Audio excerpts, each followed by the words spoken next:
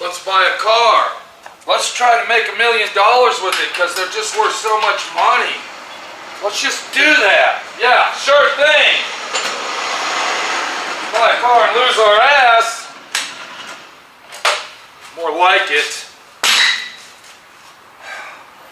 What you're looking at here is your typical, I'm going to buy me a car and I'm going to fix it up and I am going to sell it and make a lot of money situation. Now, when I say that, people got it in their minds that if I buy a car, a street rod, and I can get it dirt cheap, I can build that car and I can make money.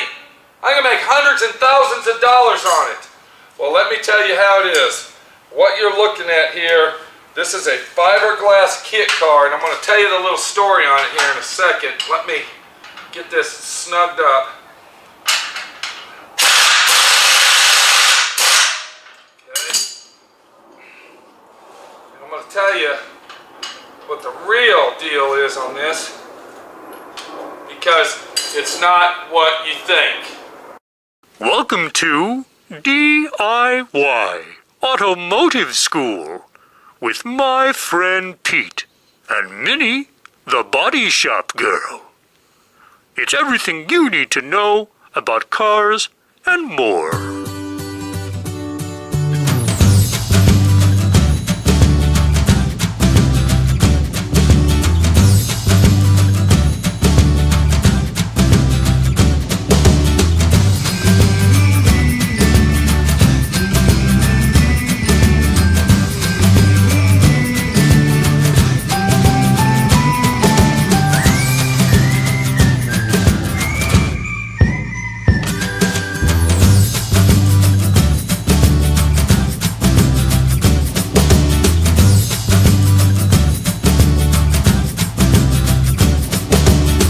How many times have you seen your buddy buy an old car and he does a few little items to it and then he flips it and sells it and you know, makes 10 times the money that the car is really worth?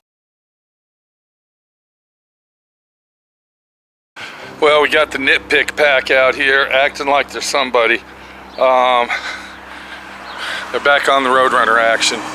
Now, they bought this Roadrunner. It was a junk pile. It was in a million pieces. And they think they're going to sell it for thousands and thousands of dollars. What's up, dude? Not much. What's going on? What are you doing? You're building the whole car here? Yep. Hey, Norm, come here. Hurry. Hey, I'm in the trunk. Come here. Come here, dude. I don't see any primer on this fender. It's going to rust. Yeah, you missed big time. Look at that. Yep. I can't believe that. You're trying to get $18,000 for this thing? Look at this, dude. What the hell mess is this? Okay, you didn't do that right. Custom. You didn't do that right. You're going to have to put some steel wool in there to cover up that rust. All right, kind of like, you know, stuff this hole with some steel wool first, then put the stuff in there. All right, you got a lot of rust repair to do to get $20,000 here, bud. I just have to hide the fact that it's rust repair. Just another ball-faced scam, a sham, a situation that says Mopars are not the best car in the world. You saw the rust, you saw the rot, you saw what they had to do to it, and you see what they are doing to it just to get it out of their hair. Talk about a pile of shit. Look, this is how this is how the Mopar guys fix their tires. Right there. They get a 2-gallon jug of slime and fill their tires up with it and then air them up. Good going, Mr. Mopar. Good going, buddy. Good going. All right, let me ask you this.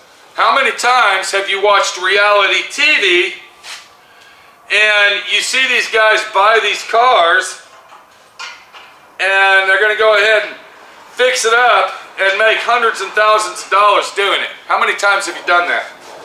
I'm sure you've done it a million times because, you know, everybody knows reality TV is real. Anything that you see on reality TV, you know, anything on TV, it's got to be real because it's on TV. And if it's on TV, then it's real. Well, let me tell you what. Okay, let me tell you something here, because I'm going to go ahead and shock your mind. It's all bullshit. Now, I'm going to go ahead and finish doing this here, and then we're going to do a little walk around to this car, and I'm going to go ahead and explain it to you about buying a car just so you can resell it. Let me go ahead and tighten this up.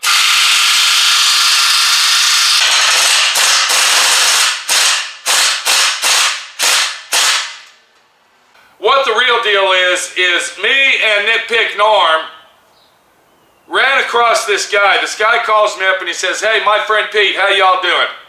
I have a 34 Ford Street Beast kit car that I've never built. It's still on the crate. I got every nut and bolt to it. I've never molested it. I've never done nothing to it. And I need to sell it because my health is poor and we had a bad hailstorm and my roof is shot to shit. My insurance has dropped me and I got 30 days to fix my roof or the bank is gonna confiscate my house." I didn't want the car. I told the guy that I don't know anybody that wants to buy it, blah, blah, blah. I go ahead and I mention it to Nitpick Norm, and then he says, "It might be something that we can turn and flip and make a profit." Now, I will go ahead and mention that Norm actually has pretty good luck on selling these old cars. When it comes to Mopars and you know, $800, $900, $1,000 cars, he's pretty good at reselling them. He'll buy one for $500, $600, $1,000, turn around, sell it for $1,800. You know, do a little minor work to it and sell it, make $400 or $500.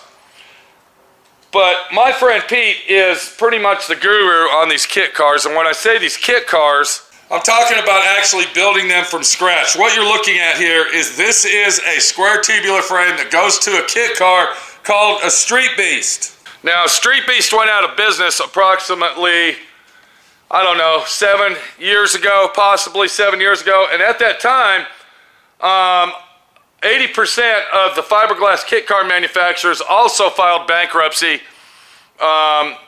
to get out of business and not pay their bills, because we all know that fiberglass kit car manufacturers are all scumbag rip-off pieces of shit, and the only thing they want is your fucking money, and once they get your money, well, you're on your own. We don't care. You got your car, and if nothing's there and you can't get it to work and it doesn't fit right, hey, that's not our problem, because we just charged you $30,000 for this kit that you got to build at home. So if we go into the paint booth, we'll go ahead and open that door. Here's the body that goes to it. You can see I got the body sitting on its side because I just got done painting all the bottom of the vehicle. I just got done painting all the fender wells, all the back. You can see this under the running boards. This is our trunk pan right here, and then this is our floor pan right here. So you can see that everything is painted and ready to mount on the frame. But we're not done there. We're not done there. Because tomorrow I got to go to the junkyard out in Bowie, Texas, and I got to get me a rear end for this thing that's going to cost me $400. When you get these kit cars, you can buy them in like 3 or 4 different stages.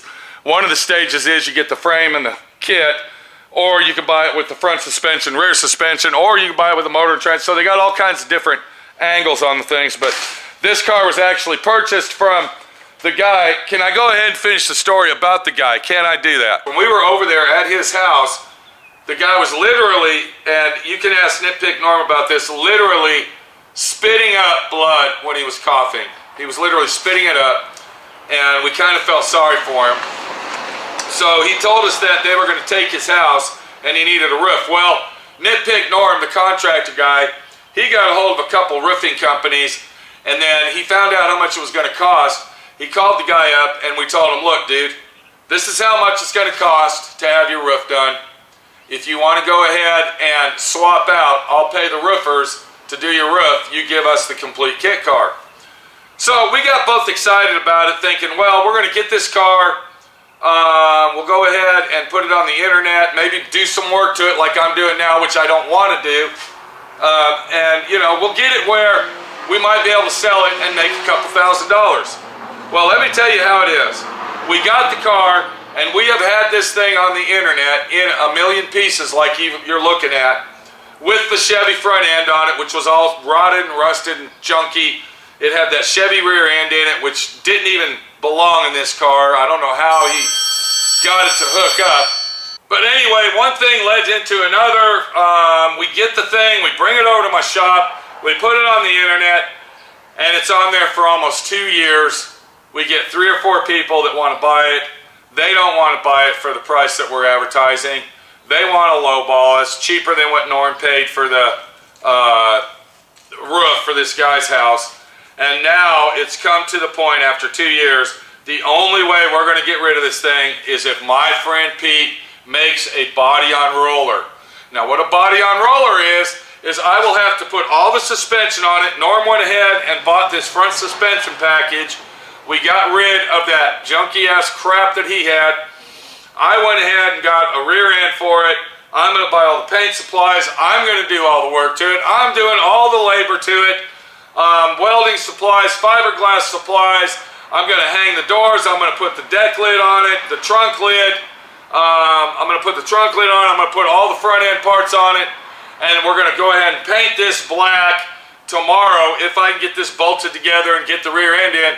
So we're going to get all this shit done.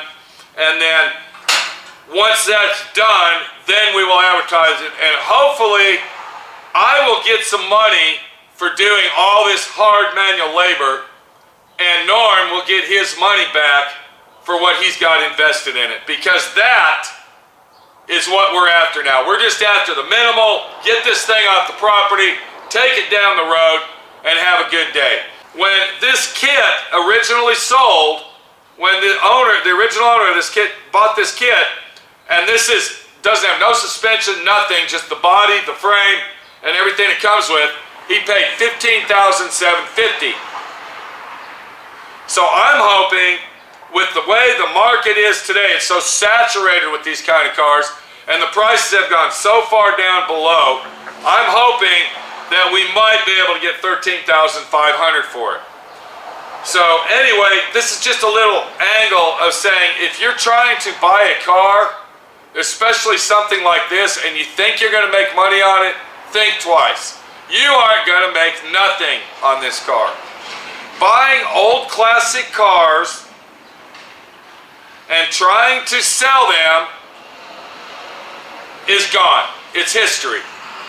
You got AutoNation out here that is selling cars, and they got this quote-unquote no haggle price. That means whatever price is on that tag is how much we're going to sell for, and don't ask to go lower because you're not going to.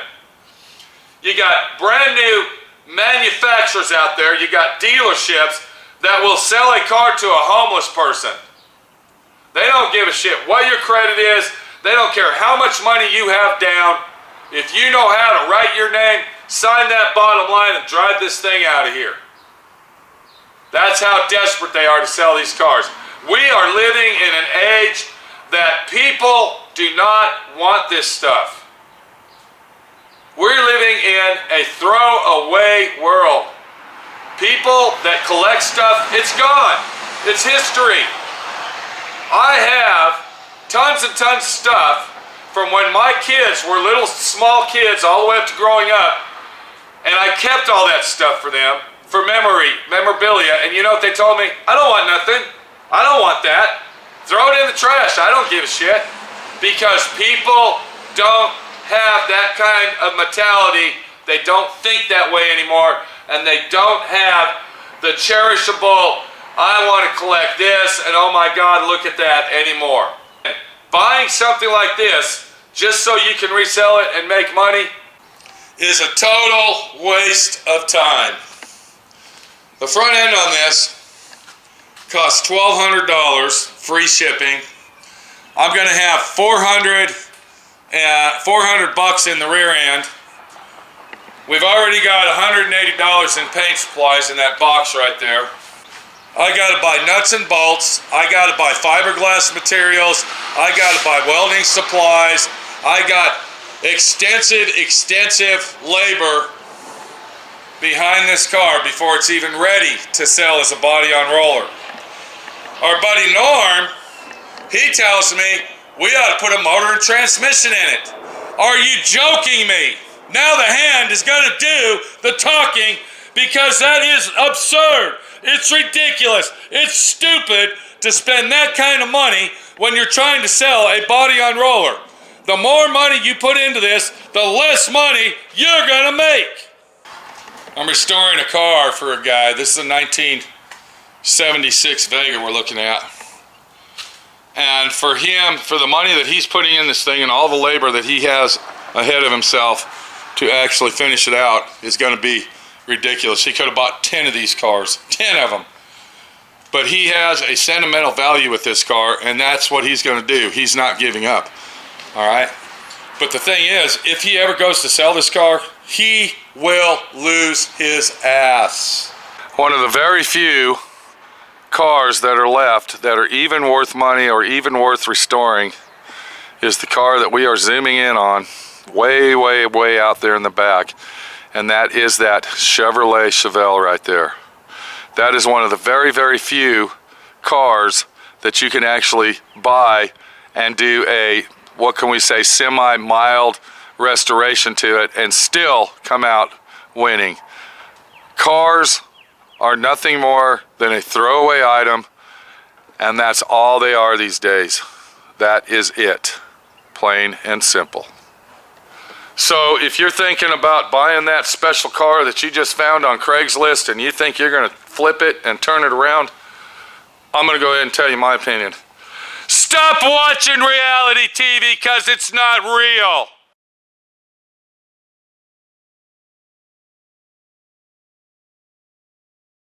Always out.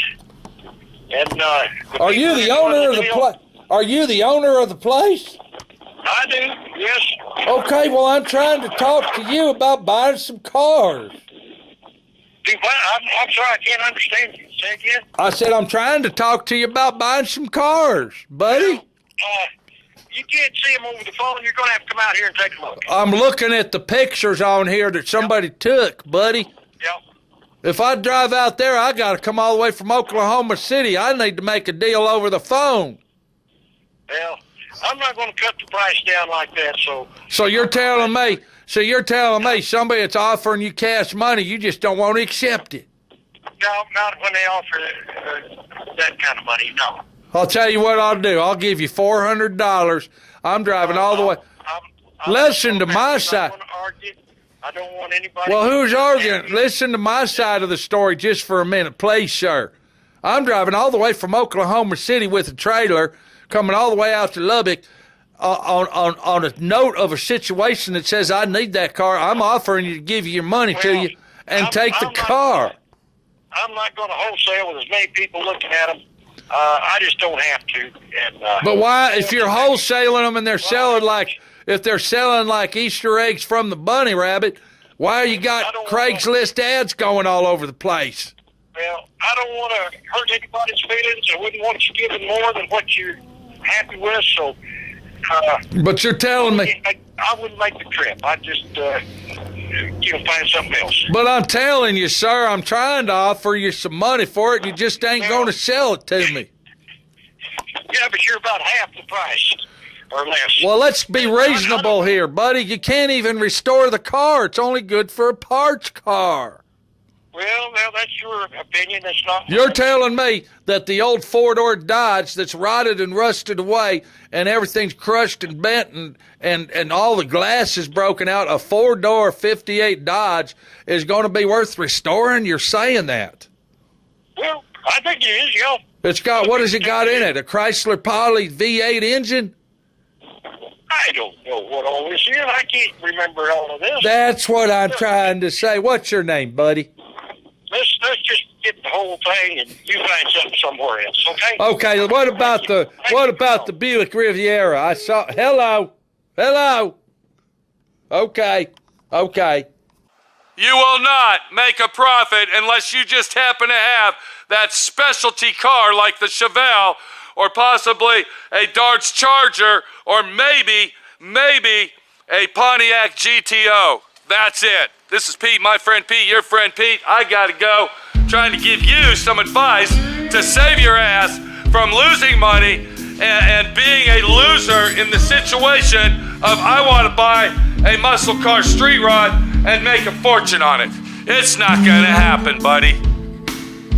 Thanks for watching D.I.Y. Automotive School. Classes don't stop till you know everything.